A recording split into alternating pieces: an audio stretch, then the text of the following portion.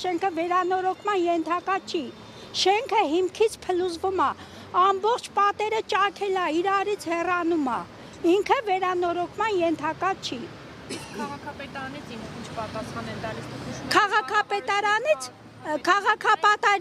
Քաղաքապետարանից մեզ ուղարկում են կառավարություն, ասում են քաղաքապետարանը միջոցներ չունի, ընդեղից ուղարկում են քաղաքապետարանը կառավարություն։ Ու տենց տարիներ շարունակ։ Ինչ անի կառավարությունը, այսինքն ֆինանսավորի։ Թող ապահովի բնակարաններով։ Քաղաքապետարանը ինչ հիմքով է ձեզ ուղարկում կառավարությունը։ Ասում եմ միջոցներ չունի, քաղաքապետարանը միջոցներ չունի, թող կառավարությունը անի։ Կառավարությունը այդքան հարկերը բարձրացրեց, այդքան քառապատկեց բյուջեն։ Ասում է քառապատկել է բյուջեն, բայց այդ քառապատկած բյուջեից այդ վթարային շենքին չի կարում ապահովի։ Ոչ թե չի կարում, այլ չի ուզում, թքած ունի իր ժողովրդի վրա։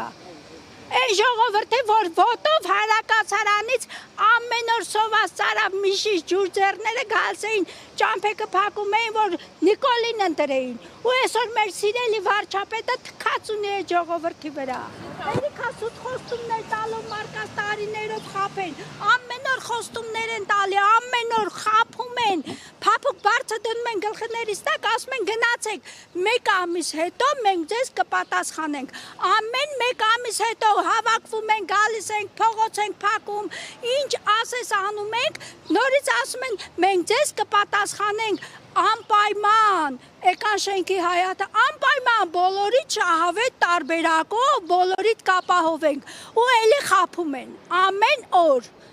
սուտլիկ ոսկանի կառավարությունն է։ Եթե ամեն դեպքում ամսի 15-ին կրկին արձագանք չստանանք, ինչ եք պատրաստվում անել։ Մենք պատրաստվում ենք հավաքվենք մի քանի 100 հոգի, գնանք Մակրոնի այցելությանը, հավաքվենք խայտարակ անենք մեր կառավարությանը, հավաքվենք խայտարակ անենք, որ ինչ վիճակ է, գալու ենք վրանները խփենք, նստենք հրապարակ, անպայման անելու ենք, մենք արդեն որոշ